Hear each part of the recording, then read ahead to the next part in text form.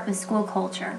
We can try to understand the persistent failure of many African American students by studying the link between school performance and students' cultural orientations.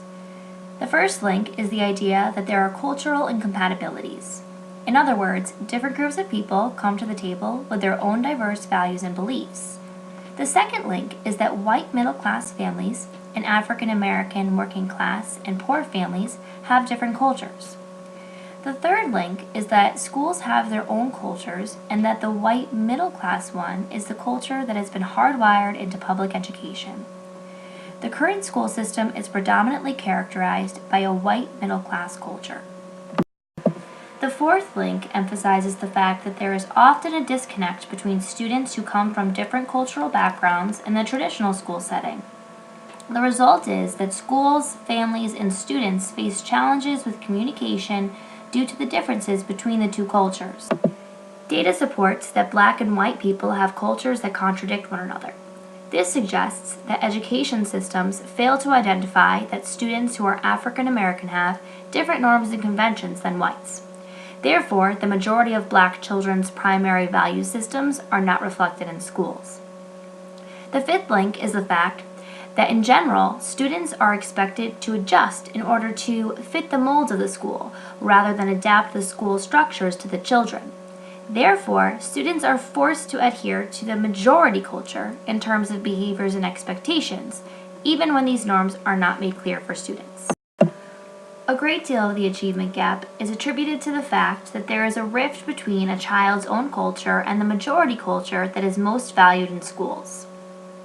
Traditional education emphasizes the importance of being an individual, being competitive, and having specific goals for the future that can be considered out of sync with African American culture. Non-supporting learning environments are also an issue.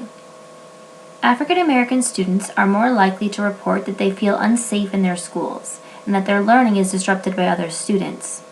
Research also shows that the majority of African American students attend schools that have disciplinary issues, along with schools that are in need of repair and lack a positive school climate.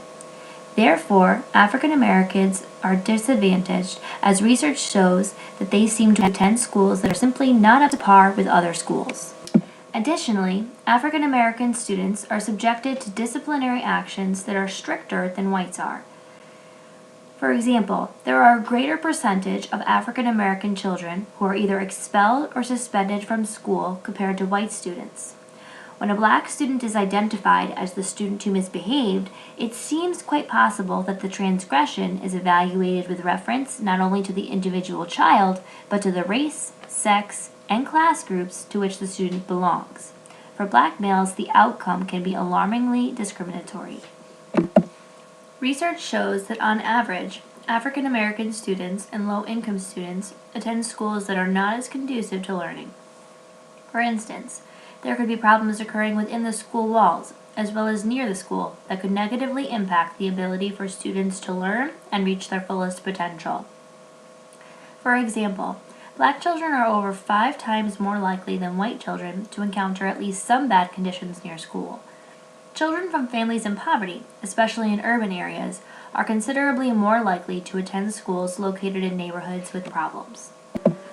All of these factors that define unhealthy learning climates are negatively related to student achievement. Now let's talk about the importance of caring environments. Schools that are successful have environments in which students and faculty build strong relationships. Students, along with their families, depend on schools for their support. However, research shows that educators who teach students from disadvantaged families usually have less positive attitudes about their students and do not respond as well to their students' diverse needs. Research also shows that when schools develop a climate that is supportive and caring, this is linked with student achievement. Next, let's talk about structure and support. Financial resources are a large factor when considering the achievement gap.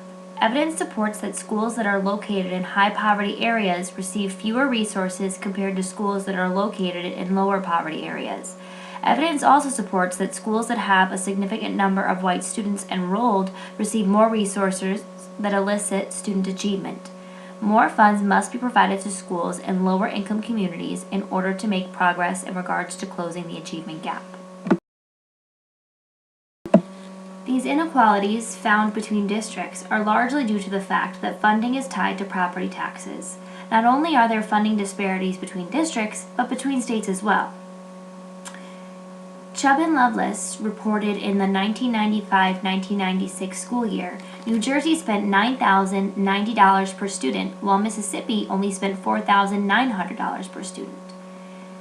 Biddle explained, Americans impose a huge additional unfair burden on impoverished students when they force students to attend underfunded schools. Here is a list of resources that were used to create this presentation.